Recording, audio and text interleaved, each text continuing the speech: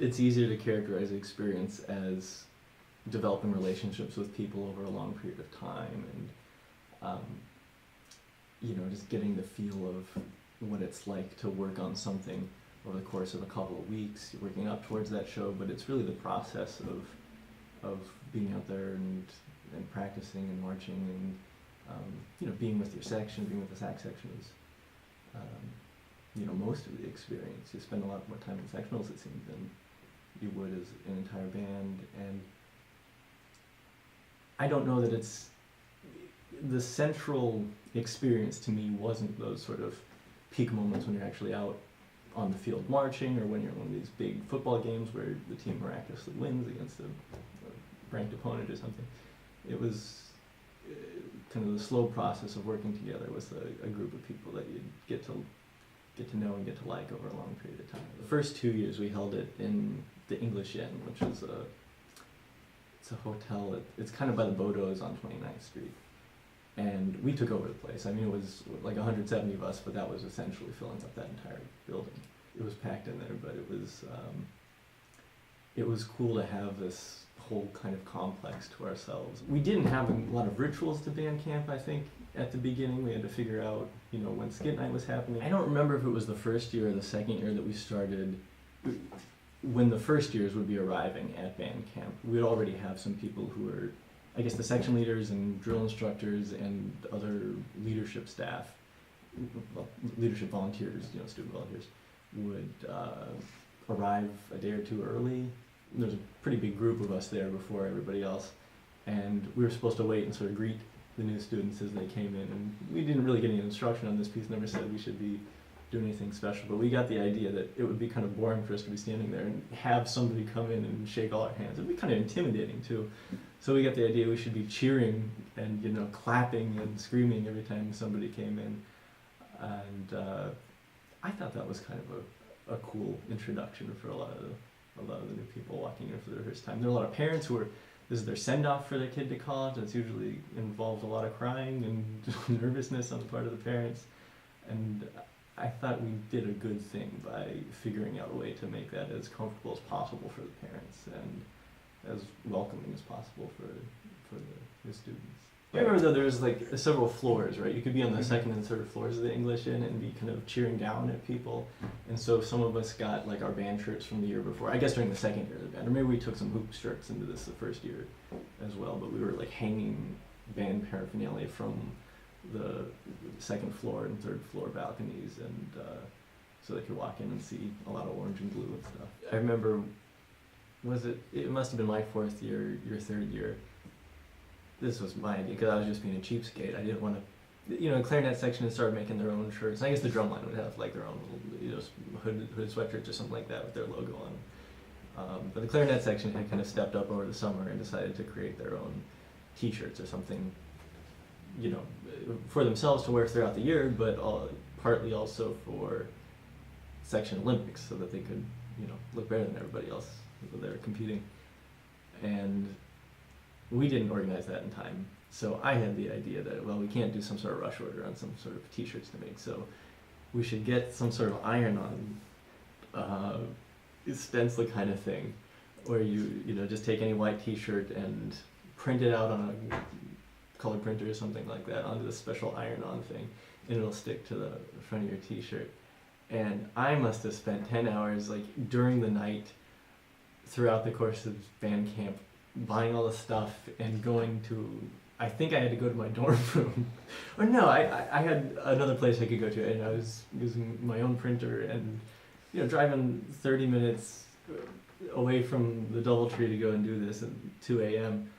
and printing out this stuff so we could iron them on during one of our sectionals and be ready for Section Olympics. And by the end of the week, I was absolutely trashed. I was so sleep deprived from just this idiotic idea of mine to do that. And somehow the rest of the, Derry was okay with it, and Warren and Preston, this is Warren Decker and Preston Gish, they're drill instructors in the saxophone section. And they were all okay with me trying to go and,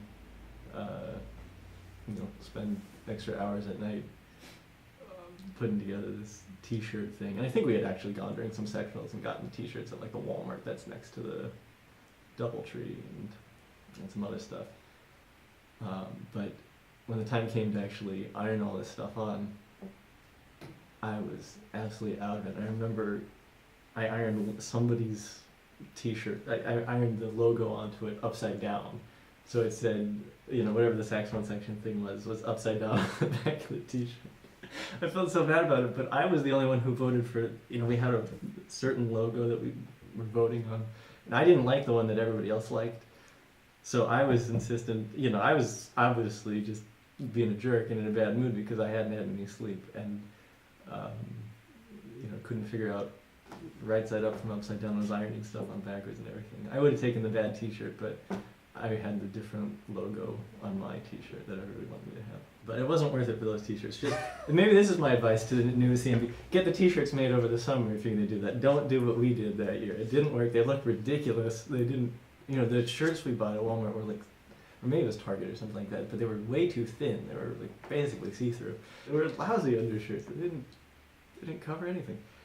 And they weren't good for ironing on either because they were just like so thin and stretchy that the stuff didn't stick well to it. It was a bad situation. But, they were the most unique shirts, but they were not professional at all. The only thing I could come up with when I was thinking about visuals was in the sax section. We used to do the rowing the canoe. I'm sure everyone's going to say that because that's the only one you can remember. Because I guess visuals are a lot more organized than they were when we were doing it. Every section had its own visual scheme. I mean, the drill instructors would talk a little bit, but there would be very little coordination between the sections about how the visuals should work. So, you'd sometimes find people marching right next to each other or interspersed, different instruments interspersed amongst others. And they're doing different visuals, which was really always kind of confusing. But visuals were never really all that much a part of the shows. It seemed like the music was really the central focus, and we always seemed to do pretty good musical shows. But the one visual idea that I remember I had spearheaded this effort to start, and I'd love somebody to revive it because I think it was really a good idea. It was just badly executed, and that was my fault for trying to make it too elaborate. But we were trying to do this move with the capes in the stands. We were trying to set it up so that we would have markers in the stands to indicate that some people, when we're doing whatever the drum cadence is where people use the capes, if you're standing in a certain section of the band in the stands, you would show the white side, and if you're in a certain section, you would show the orange side, and it would produce a white V on an orange background or an orange V on a white background. So people could see that all across the stadium, just the way they do it in any NFL game where you're holding up cards and it makes a picture or a word or something like that. Except we would be able to materialize it out of nowhere because we got these capes on us. And it was really complicated to set this up, largely because we were doing it through emails. I mean, we never got a chance to be in the stands to practice this sort of thing during the week, and you're only ever wearing the uniforms on game days, so not an easy thing to practice, and not an easy thing to explain over email. But we went into the stands one evening and took some, I've still got the electrical tape in my basement here. We put this electrical tape on the stands to indicate where, if you were between these two markers, you would be part of the V, so you're showing white first and orange second. And if you're outside of those, it's orange first and white second. And it was a complicated mess. Also, we're trying to make it too complicated because we wanted to use it as part of the Hey Cheer. I think by the second or third year we had stopped playing the Hey Cheer as the band, and we would just let it pipe through the PA system. But I think during the first year we actually played it, and people were complaining they were playing it too fast for them to move their arms, so they started using the track instead. And so we thought, or at least in the saxophone section, it's always hard to do the UVA thing with the saxophone hanging off your neck. So I certainly was up for us spelling out UVA with our capes. Wow. Obviously a big challenge because that's UVA, it's happening very fast. But I thought that would be a pretty cool visual, and the TV cameras couldn't not show that, it seemed. But that was way too complicated to try. I think if anyone's ever going to try that in the future, just stick with the V. You know, do a couple of seasons where you're just doing the V, and then maybe try that thing with the UVA eventually. But we had all these different colors of markers in the stands that we could set up, and it was way too complicated for anybody to get it together. I heard, and we did try it like once or twice, you know, during 1 or 2 games, and I heard that people across on the other side of the stadium could see what we were trying to do, and it was a neat idea, but they couldn't really claim that it worked. So that was a disappointment that didn't work, because I thought that was going to be really cool. I did go to Boise, yeah. That's the one time in my life I've gone skiing. I remember going skiing and, you know, wiping out on that. I remember we were hanging out. It was like you, Justin, and I were kind of trying to go down that. There was the bunny slope, but then next to it was the second half of like an intermediate slope. And we were not equipped to be going down there. But you and Justin both managed to go down. You know, they always told us never point your skis straight down. But we couldn't handle it. We just couldn't figure out how to keep the skis not pointed straight down. And that was fine on the bunny slope because it was only going, you know, only getting going 5 miles per hour. But on that other one, you're flying down it if you do that. And you and Justin managed to stay up and do that the whole way down, but I couldn't at all. And I wiped out and lost my camera in the snow and lost my watch. The camera was turned into lost and found, and I got that back, but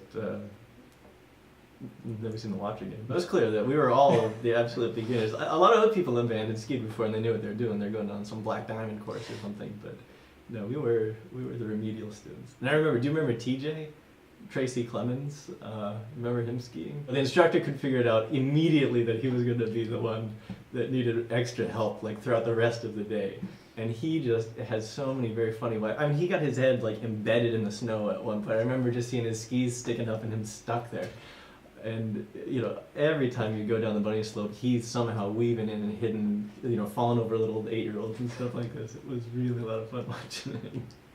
He had fun, I think, but I mean, he must have been a little bit bruised by the end of the day. Nashville's a great city, and that really was a fun bowl game. I assume they still do it because I think they still call it the Music City Bowl, and they had the battle of the bands between, you know, the 2 marching bands for the football teams that are there. So there's like a big pep rally in downtown Nashville, and I think there were pretty big crowds there, and we were against the University of Minnesota that year, and they've got a pretty decent band. I think that was our second year as a band, the second year of the CMB, against like the 104th year or 114th year of the Minnesota band. I forget, it was, you know, a big difference there. And we beat them. I mean, we had the crowd behind us, and, you know, they were a great band and they sounded good and everything, but they couldn't quite match our showmanship. You know, we did the drumline tag thing, and it was pretty clear, like the MC of the event was kind of stunned. You'd never seen marching band do anything like that before, and that really was pretty exciting for us and a lot of fun. And I think we won that bowl game too, the football team did. Skit night in the beginning was just a little affair that we'd have at the English Inn. You know, we kind of gathered around at the lobby area there, and all the sections would come up and do stuff. And, you know, there were only 2 drum majors at the time. I remember Logan was the judge for skit night, and we were all unhappy with Logan's decision. He picked, I forget who he picked, but it wasn't one of the better skits. But the next year, I think Kappa Kappa Psi was supposed to organize skit night. It was somehow supposed to just set up the order of things. I don't remember how it went, but there was something that we were supposed to be doing. And I thought, you know, so Woody was in Kappa Kappa Psi, so I was trying to strong arm him into, he and the drum major should be emceeing this thing. Or, you know, someone else in Kappa Kappa Psi then MC this thing. So we, you know, just go and tell a few jokes, and there was some structure and organization to the skit night. And, you know, he was reluctant, but eventually he agreed that if I did it with him, he would do it. So we got into this tradition for a couple of years where we were just going up there and telling some jokes, and that would be between the sections. We were just pulling stuff off the internet. This was not, we didn't have a lot of time, you know, during band camp. There's not a lot of time for that sort of thing. And, you know, we're all low on sleep, and it's not easy to do. But the year after we graduated, somebody asked us, I forget, you know, Cook or Peas or someone, asked us to come back and MC skit night. And we'd be well rested, so we'd be able to write some decent jokes that time. But Woody wasn't interested in doing it, so I don't remember how, but I ended up getting Lauren Rush. One of the jokes we told at skit night was she had just gotten engaged to Drew.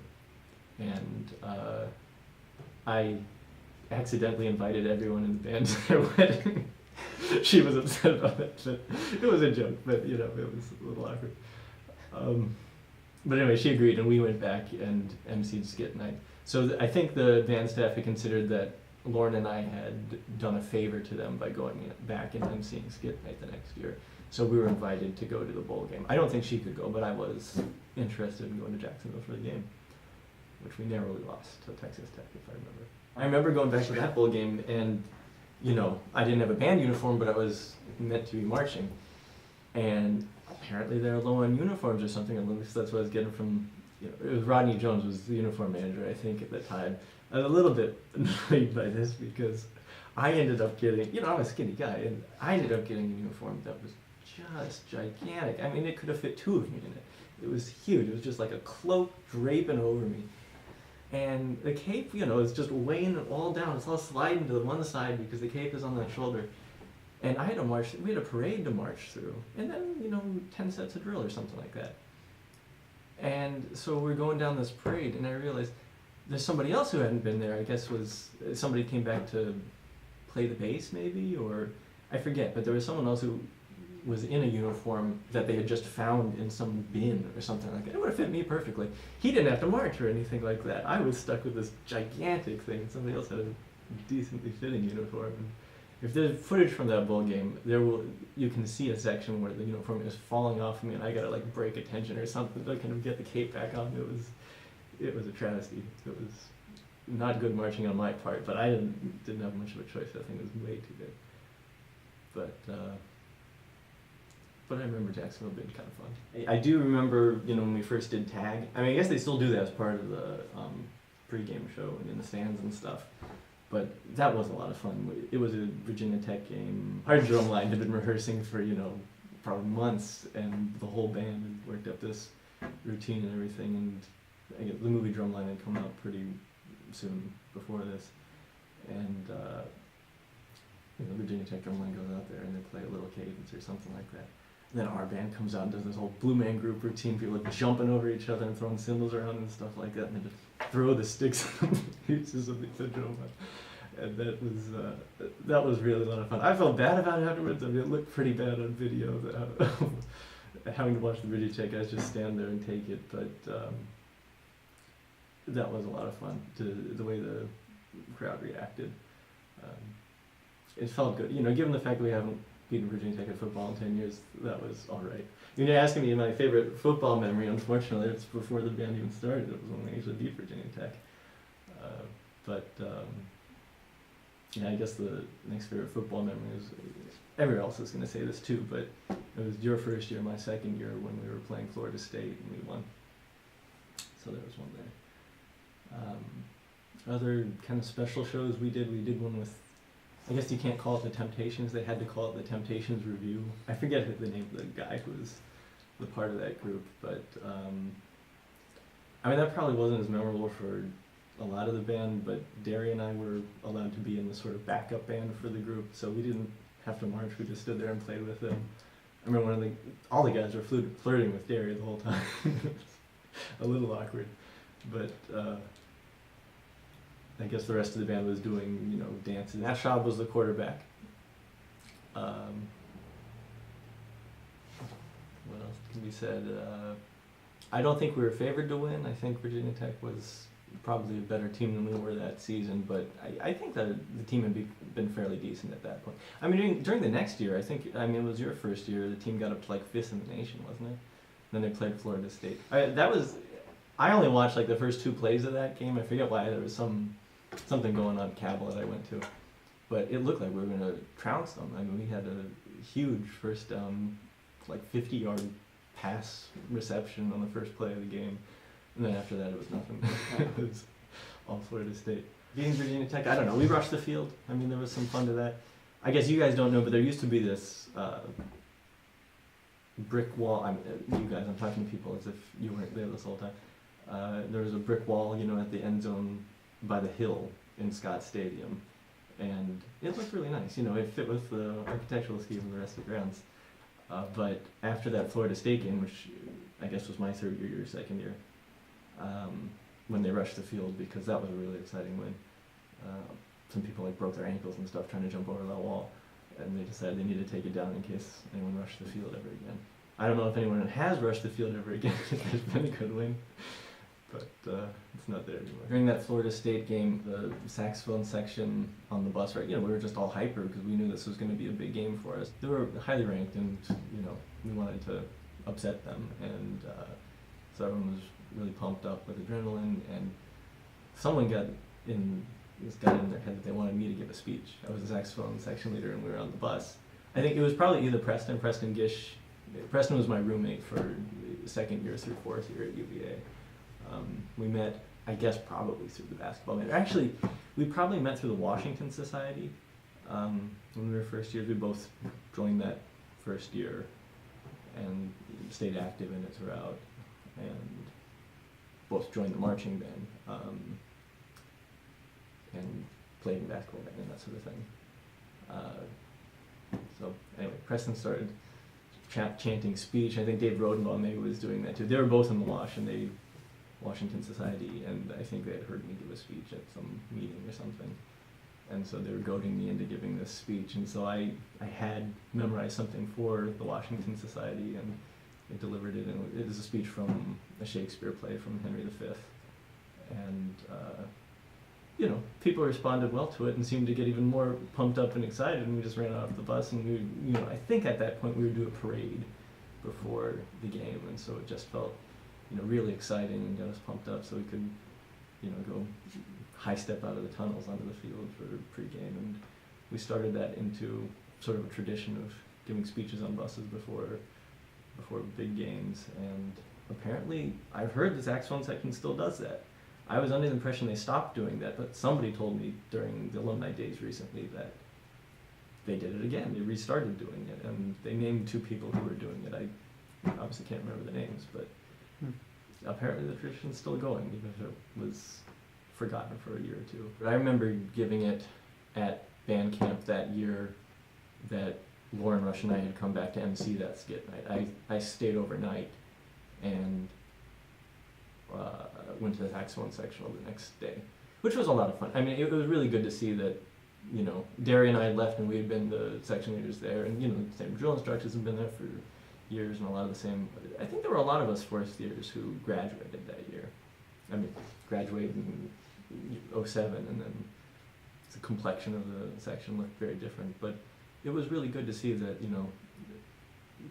there were new leaders, everybody had stepped up into leadership roles, and the section really gelled together in a really nice way. That was fun to sit on that section and see them. I remember getting a call once. I think I was living there, and I had to give it over a cell phone. It was to like a basketball band bus, and I was over a loudspeaker on a bus, I think. Some band was heading to the ACC tournament or something like that. But I don't know that, it works very well over the phone, but I remember that happening.